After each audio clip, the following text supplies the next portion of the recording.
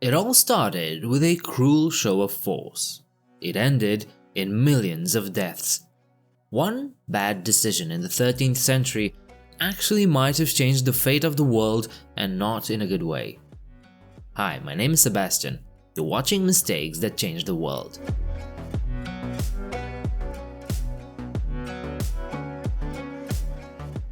The events we'll talk about today involves two great and mighty leaders with vastly different approaches and methods of action.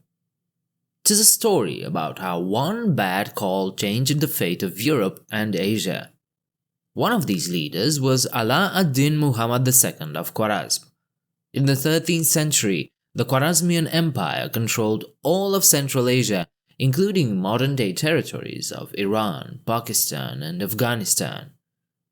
It was a wealthy state as it controlled much of the Silk Road, which was the main trade route from China. Taxes paid by merchants funded countless palaces and gardens that were true wonders of the time. Khwarazm was also a mighty military power, with a professional army of 500,000 men, most of whom were well-equipped cavalrymen protected by solid armor. The capital, Samarkand, was a famous and prosperous center of learning, dotted with hectares of magnificent gardens. At the time, this place was without a doubt the richest and arguably the most heavily armed nation in the world. But even the largest and best-equipped army doesn't always guarantee a victory in battle. On the other side of this coin, we find a very different man at the helm of a very different society. Now, truth be told, he too was a great military commander, leading an army that only a fool would consider anything else but impressive. At the time, his highly organized and mobile army was on the verge of conquering northern China. This man was known to his people as the Great Ruler. We know him as Genghis Khan. Genghis Khan spent most of his life uniting the Mongols and other tribes of the Great Steppe into a single and unstoppable force. And eventually, the Mongols also controlled a portion of the lucrative Silk Road. This was the section that separated China and Khwarazm through the Mongol steppe. With his armies occupied in rich and crowded China, Genghis Khan made immense efforts to ensure that all caravans using this route were safe, and most importantly, that they paid substantial taxes for this privilege. For a time, courtesy was met with the same response from Khwarazm, as it seemed to be in the common interest of the two powers.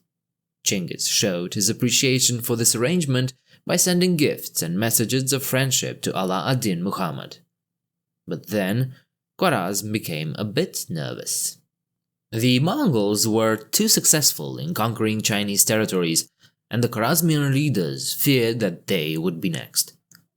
An allied barbarian was one thing, but one so efficient in battle could be a danger. Suddenly, and probably correctly, it was concluded that the increasing number of Mongols accompanying the caravans from China were in fact scouts.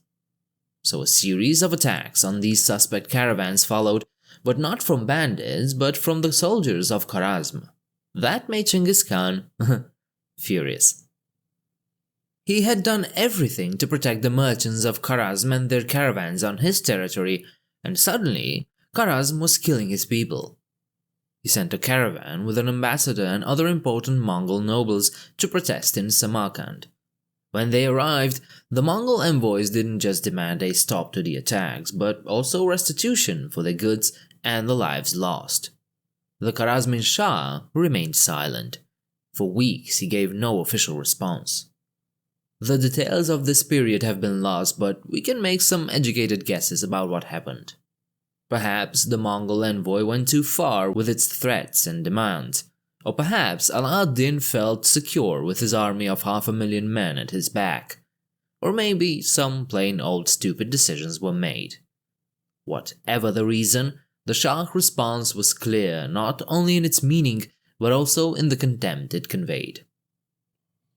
You wonder what happened? This is what the Shah did. He gathered all the Mongol envoys and, in front of his court, set fire to their beards. Mongols typically wore long beards, so they probably suffered some horrific burns. Many of them were also blinded. But that's not all that happened. To make sure the message was clear, the Shah also beheaded the ambassador and then sent the survivors back to Genghis Khan. This wasn't just a message. It was a direct and unambiguous insult that pretty much equaled a declaration of war. Unfortunately though, it was also probably the biggest mistake any ruler has ever made in history. Genghis Khan got the message. Then, he ordered his men to move as fast as possible and avoided the normal crossings between the two countries by using another route.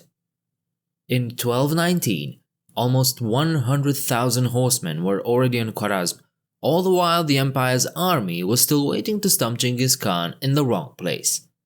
In just a few months, those 100,000 Mongols wiped out 5 times as many Khwarazmian soldiers. In their retaliation, all the cities were not only conquered, but completely destroyed, and their inhabitants were killed or taken as slaves. And in most cases, they weren't just killed, they were brutally massacred. The glorious, wealthy, and sophisticated Samarkand was turned into ruins, and every captured man, woman, and child was killed. At the end of Genghis Khan's attack, Khwarazm simply ceased to exist. It's hard to calculate how many died, but in any case, no less than 3/4 of the population had perished. Not even a single city was still standing in the heart of the empire. The army no longer existed, and its commander had fled. It is said that Ala ad-Din Muhammad died of fear 3,000 kilometers from Samarkand, while still being pursued by 20,000 Mongol horsemen, led by their greatest commander, Subotai. The destruction caused by the Mongol invasion was so great that even today these flourishing centers of civilization of 700 years ago are nothing more than poor tribal areas. But if Ala ad-Din had instead appeased Genghis Khan, perhaps the Mongols would not have felt the need to turn west, which means that maybe Poland and Hungary would have been spared a destructive invasion, Russia would not have suffered centuries of exhausting occupation, and, to put a modern spin on things, neither Soviet nor NATO troops would have fought a war in the Afghani wastelands. That was all for today. I hope it was interesting enough to have inspired you to look into it further on your own. If you liked it, leave a like and subscribe. You can leave your comments downstairs, and you can also check out my Patreon page if you want to support me. I do hope to see you next time. Bye.